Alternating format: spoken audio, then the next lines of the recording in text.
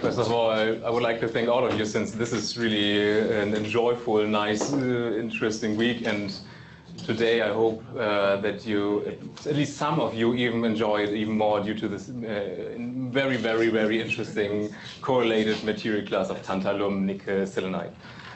Sorry for the stupid title, which is now Materialistic Modeling of Tantalum Nickel Diselenide, or selenide, which doesn't mean anything.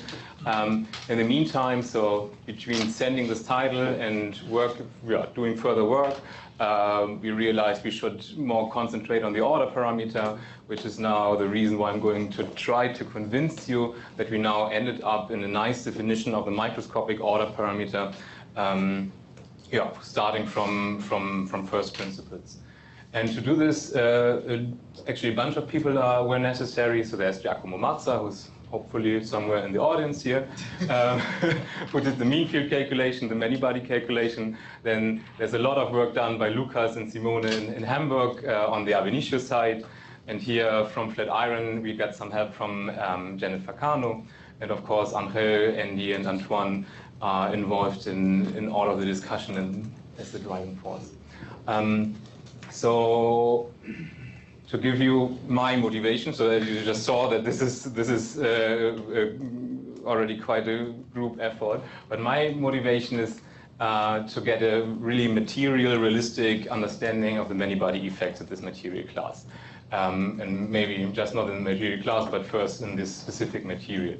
And specifically, I would like to understand, and I guess most of my collaborators would share this idea, what happens when we change, for example, the number of layers in the material class, what happens when we put a substrate, which might have a momentum as well as a frequency dependence in it, or what happens when we put in a cavity.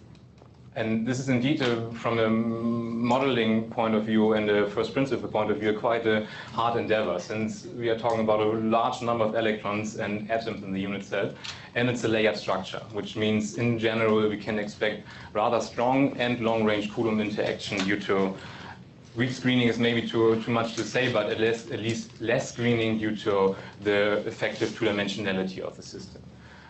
Which also goes hand in hand with sizable electron-phonon interactions. And the approach we took is a combination of ab initio calculation with some sort of many-body solution, higher-level many-body solver. And therefore, we do it in a multi-step approach. We start with first principle calculation.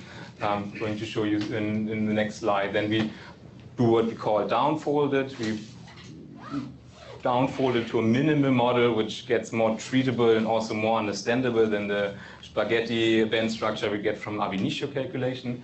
And this model now will then include electron-electron interaction, electron-phonon interaction at some point as well, and of course electronic and phononic dispersions.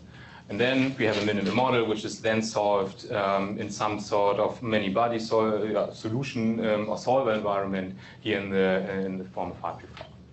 Good. So let's start with the ab initio band structure as we get it from DFT when we use the high temperature, meaning orthorhombic phase of this of our crystal.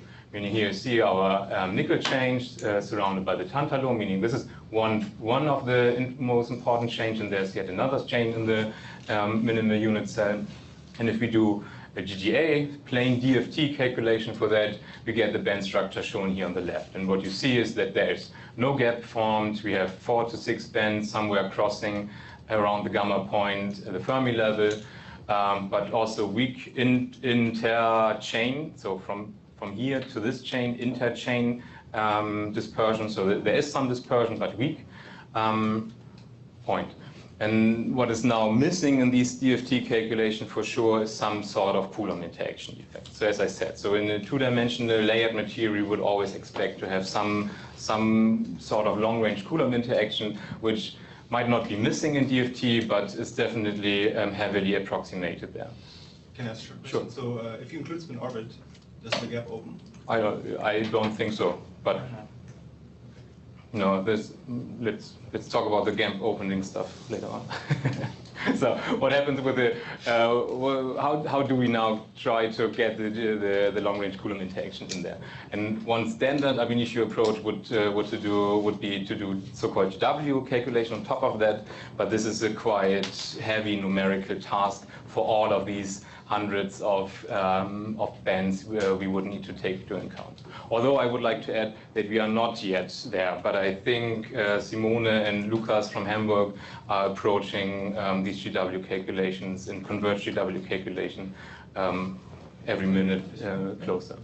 Our approach, therefore, is to follow Tsujimoto and other co-workers who did already similar studies, and we use some sort of hybrid, actually more something which is called a meta-GGA calculation, which is, let's just say, a black box which effectively introduces long-range Coulomb physics in an approximate way, and as you will see in a second, also in a senseful way.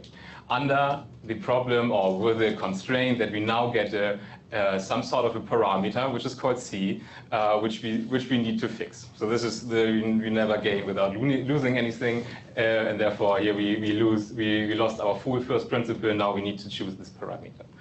And this parameter now can be seen as a parameter which effectively tunes the strongness of the Coulomb interaction which we introduced. And if we now increase, so here I already increased it from let's say C equal to 1 in a GGA calculation to C equal to 1.2, 1.4, 1.6, 1.7.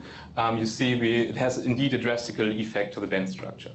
And first of all, I would like to pronounce that it has a senseful effect of the band structure in terms of band widening. So let's, for example, keep a track here on this band, just going up, and this band width indeed widens with this we are increasing Coulomb interaction, which is something we would expect. That we open the band gap is something I would not expect a priori, and therefore I just need to say this is something we see here. So now what can we do with this parameter? I wouldn't believe actually this number. This is a highly unconventional number, and this has not been used so far to describe something sensible, and therefore we go back to the standard value, which is somewhat self-consistently calculated in this approach, which gives us this band structure, which I will now use as a basis to the modeling. Yeah? Are you doing this with the experimental structure, or? This is the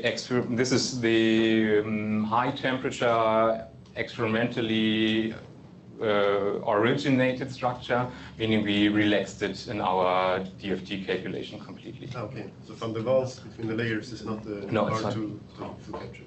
I would say it doesn't matter much. Okay. Sorry, Yes. do you have your result for software component as well? Unfortunately, not yet, but it's in the making. You got it?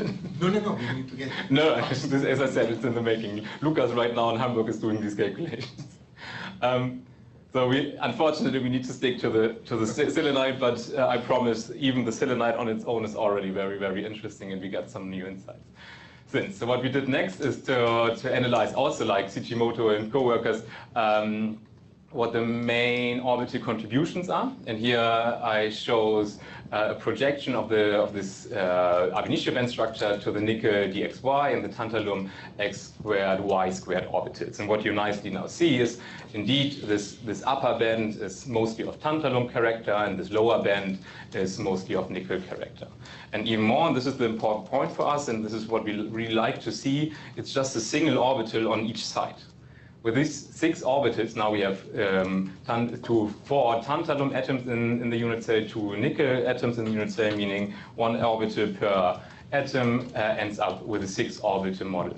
And using now these initial, let's say, guesses for localized Wannier functions, which we then optimize to get a simplified band structure, indeed worked out extremely well. Meaning these red bands I show you here is the result of a tight binding calculation which we gained from optimized dxy orbitals localized on these orbitals. And the fact that it perfectly interpolates this actually not that low energy area, so this is plus minus nearly half an electron volts and even more around the Fermi level, tells us that this is indeed a very, very nice, good minimal choice for this low energy subspace. So what does it look like in more detail? So here I plot in a slightly different color code, sorry for that, the resulting Wannier functions. And you see already from the top view and the side view that these Wannier functions all have 4 legs, meaning we are indeed talking about some d-orbital-like characters or orbitals, where the tantalum orbitals have their blue or negative legs following the chain direction, and the red leg, the red one, is sticking out of the plane. Red is sticking out of the plane, blue is going in.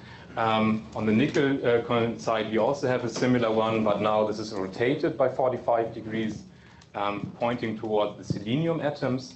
Yeah, but still a dxy orbital-like. And by this minimization or optimization procedure of constructing these Wannier functions, now we effectively took the selenium parts, which are of course here in terms of p orbitals, also into account. So by rotating these orbitals, by reshaping them, we get this selenium contribution. This is also the reason why we can all describe the band structure here as well, since there is some severe or significant selenium contribution there as well. However, we can describe the whole band structure in the area of interest with these 6 orbitals. And this is now how we sketch it or write the cartoon. So this is this tantalum d orbital, which is slightly tilted in these chains. And this is now the nickel d orbital, which looks, in this close view in one of these chains like that. Now we can analyze the hopping parameters. Since we have these Wannier functions, we can calculate the overlap matrix element with the Hamiltonian giving us the hopping matrix element. And what you see is that the nickel intrachain is rather strong, long range, as we would have expected it. The same, now symmetries, important, very, very important. We now apply these, this mirror symmetry over here. You see that I will need to flip plus and minus here, which gives me a minus sign. And this one will be mirrored to this position, also flipping plus and minus, meaning I will have another minus sign, ending up with the same sign in the hopping to the left and the right in the nickel chain. Tantalum chain looks very similar. We have stronger hopping, which is a result from the larger bandwidth, or which is resulting in a larger bandwidth of the tantalum band, or tantalum-like band, with also some sort of decaying process intrachain. And again, doing this mirror, I will get actually in this case no sign changes at all, meaning to the left and the right, it's the same. Now the important part is what we realized during this modulation is it's not just nickel-nickel and tantalum-tantalum contributions, it's also a hybridization. There's also a bare hybridization in the minimum model already without Coulomb interaction between the nickel orbital and the tantalum. Not too big, but it's also not too small and present. And you see, it also doesn't drop down that fast to with the distance. And now, most importantly, when we now do the mirror symmetry analysis, we see that we need to flip the nickel orbital, getting 1 minus sign, and doing the very same for the tantalum orbitals doesn't introduce any minus sign, meaning to the left we will have hopping with a different prefactor than to the right. However, at the very same amount, so the absolute values are the same. Then there's another very, very important symmetry, which is the mirror plane here along the nickel chain, which doesn't change anything, meaning to the top and to the below. Top and below values are the same, but left and right come with the chains in the prefactor here. Exactly. So there's a non-zero tantalum nickel hopping already in the bare situation with this inverted sign. Exactly. So this is the pure Wannier model, meaning just describing the bare dispersion without Coulomb interaction matrix elements, which gives us, so this is the red one simplified, and if I also now label the orbital characters of our simplified six-band model, you see that in red is the nickel contribution, blue tantalum contribution. It mixes up more or less everywhere. Except, this is interesting to note, except for the gamma point. Since at the gamma point, this term, so k is equal to 0, meaning this term drops out, and we just need to sum over all t values, meaning if I sum minus 36 with plus 36 and so on, these off-diagonal contribution will perfectly cancel out, leading us, yielding a situation where we have at the gamma point a perfect pure tantalum state and a perfect tantalum state and a perfect pure nickel state over there. But everywhere else in the Brion zone, these matrix elements hybridize. And indeed, it doesn't matter from which kind of DFT or first principle calculation we start from. So here's another example doing the very same modeling for larger C, opening the band gap, we still get this hybridization. Meaning this is an intrinsic observation, intrinsic property, which we should not neglect. Right. So next to the hopping matrix elements, we need to talk about the Coulomb matrix elements, which we can nowadays also calculate from these materialistic downfolding procedure. Meaning we can calculate, we now have our Vanni functions, our wave functions, so meaning we have a basis in which we can evaluate our Coulomb matrix elements, and we need to not forget about screening. Meaning we should not take just the bare matrix elements living in our 6-band model, but we should think about screening processes arising from all the bands we now neglected. And these are bands like, or processes coming from a band which is not part of the model anymore to a band which is not part of the band anymore, model anymore. Then we have this from non-model bands to model band, from a model band to a non-model band. And in principle, there would be also for the full screening model to model or model band to model band polarization, which we drop out here in order to not double count them when we do the many-body solver on top of this model. But this is, in the end, this is a technical detail for the theory colleagues in the audience. Nevertheless, we should do this. And if we do this, we get the Coulomb matrix elements on site on the order of 2.4 for the nickel atoms. On the tantalum, we have 2.1. And this is an important part, rather long-range ones. So you see, yes, it drops down with R, but rather slowly. This is quite interesting to realize. This is also the same for the tantalum intrachain. And of course, there's nickel to tantalum Coulomb matrix elements, which also drop down very slowly. Good. Meaning, may I ask, what does that make? Do you understand that? I mean, the semi-metal, so there's no screening, I understand. But 1 over R would tell me there should be more like a factor of 2 difference if I go 2 units, and it's much less than that, right? This is, I'm totally with you. The understanding I have right now is it's something we saw before in other 2-dimensional materials. So 2-dimensional screening is indeed completely different than 3-dimensional screening. Also on the level of the or especially on the level of semiconductor screening, which is there. And furthermore, I need to say, let me converge these results a little bit more before I claim too much here. However, long-range Coulomb interaction matrix elements is something we will have for sure, even if we after converging. 5 more minutes? That is perfect. Meaning now you got the idea of the model.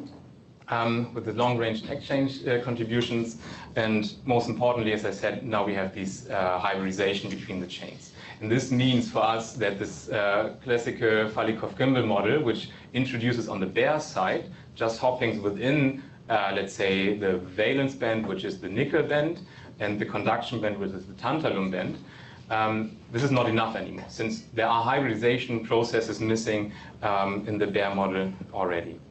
And this means that we will need to think, or we need to introduce a new order parameter. And this is the take-home message, how we do this. So by mirror symmetry, we can now understand that this average values, so the average values of this hybridization, of this hopping processes, this possibility, this matrix elements, has to be to the right and the left coming with a different negative sign. This means if I plot this quantity, this average quantities, even without the Coulomb interaction, I get for setting the nickel contribution to R equal to 0 to the first unit cell, a situation like this. And here you see there's always this sort of inversion symmetry point here. We're showing positive and negative values, which leads us to the new order parameter suggested by Giacomo, which is now the sum of this left and right hopping. Since if we just pair left and right hopping, we will always end up in the bare model without Coulomb interaction with 0. You see, you can just by the eye add them together, phi will be 0 in the ordered phase. So let's test this in the situation when we introduce Coulomb interaction and the effects of exciton condensation or these electron-hole pairing. And to do this, we quickly minimalize our minimal model even more, meaning we just take very simplified hopping matrix elements, nearest neighbors, but with this minus sign in this hybridization into account, take sensible on-site Coulomb repulsion and this nearest neighbor Coulomb interaction and solve it in Hartree-Fock and calculate now this quantity which is called phi. And if we do so, we get this. Now you see this order parameter for a given set of hopping matrix elements, which are chosen in correspondence to the model I showed you before, as a function of the local Coulomb interaction and the nearest neighbor Coulomb interaction. And what you immediately see is that there are indeed three different regions. So there's this A region, where we get a band structure like this. So this is some sort of overlapping situation of our tantalum and nickel bands, hybridized and with a finite Fermi surface. But, and this is the important point, you see that these expectation values still have these inversion symmetry over here, meaning they perfectly cancel out each other again. Meaning this is not the situation where this mirror symmetry here is broken. The same holds for the C area, where phi is 0 as well, where we actually didn't change at all these expectation values in contrast to the Baire model. And indeed, we find also just a gap situation. But now in between, you immediately see this. So red, I show you these hopping in the let's say the lowest part of this model, and blue in the lower part, and you see whatever you do, you cannot cancel them out by each other, meaning phi stays non-zero, and we are indeed now in this interacting electron-hole coupled situation. And this situation, this is nice to note, even with this minimal model, simplified model, we find that our complicated evaluated Coulomb matrix elements gets us close, and as soon as this is at least what we expect from the full calculation, as soon as we do the full calculation, the red cross should be in this region. Good. It gets even more interesting when we do these line cuts. So now I show you phi as a function of v for a given u. So for example, we are here at u equal 2.5 or something like this, and follow as a function of v. We see for coming from below, it's 0, 0, 0. Then we have this steep increase, meaning there's the first order transition going to a continuous transition for larger and larger v's.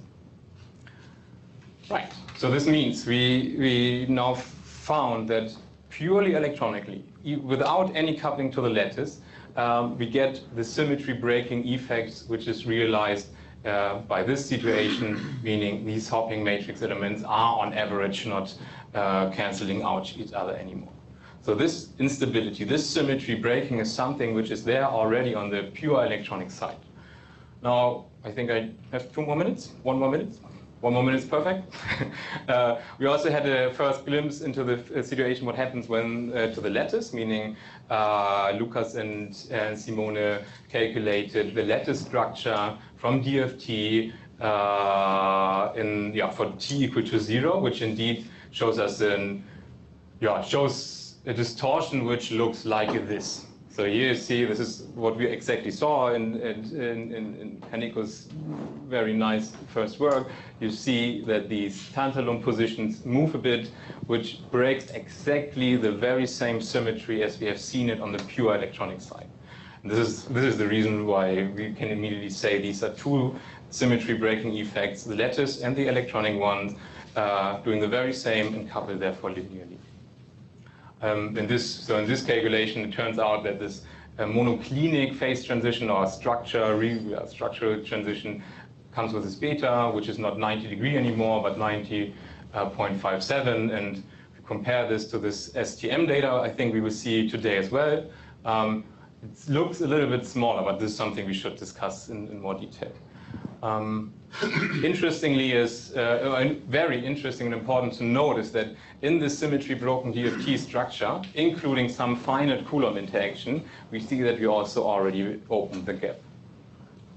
So this is something which might be a hint towards the exact physics we are talking about.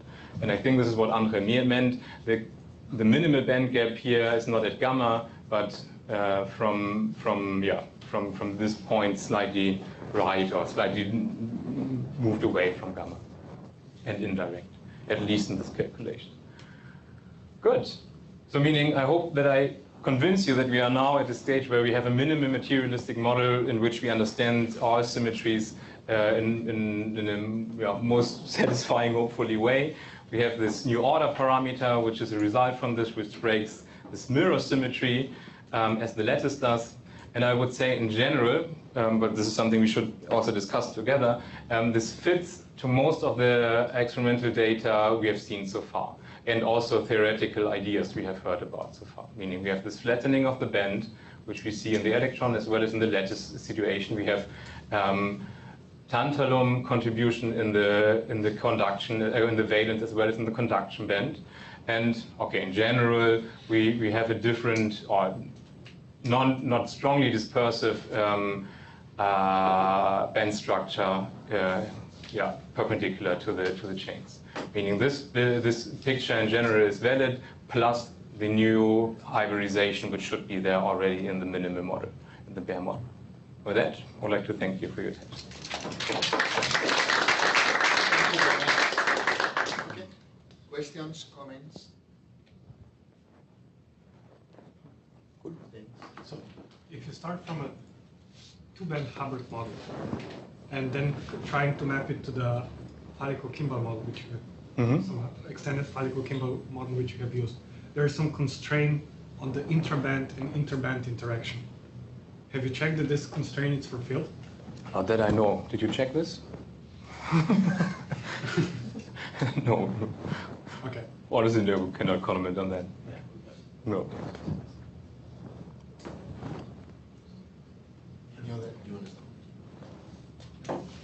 Dennis, perhaps you can elaborate a little bit on what you I'm just saying, you write down two-band Hubbard model which has intraband and interband, intra and interband interactions. Then you let's just do a simple mean field, and you ask yourself what is the ratio between the intraband and interband interaction, where I'm able to map to a spinless problem. And there's some ratio. Yeah, that's it. We worked it out in the appendix. Well, this is not the same band. These are not the same atoms. It's a local U nearest level. So exactly, local U versus non-local U. It has to have certain ratio. It has to have. Okay, let's discuss this offline. Okay, I can show you the calculation. You know why the region of excitonic insulator is so narrow with the vertical cuts? They're hard to talk here. Giacomo, I think this is the question you should answer before I push it around here. Why is it so narrow? If I do a vertical cut in V, or indeed almost less so in U, but still the range over which I get this is quite narrow. Is there any qualitative understanding of why? Well, why it's so narrow? What I can say is that I can say why there is a first order phase transition which is making this region so narrow. So the fact that as the order parameter grows, as you decrease V, and then it reaches a maximum, there is the point in which the band touches. Basically, there is a lift-shift transition there between a system without a Fermi surface to a system with a Fermi surface. So I think that there is this first order transition which is killing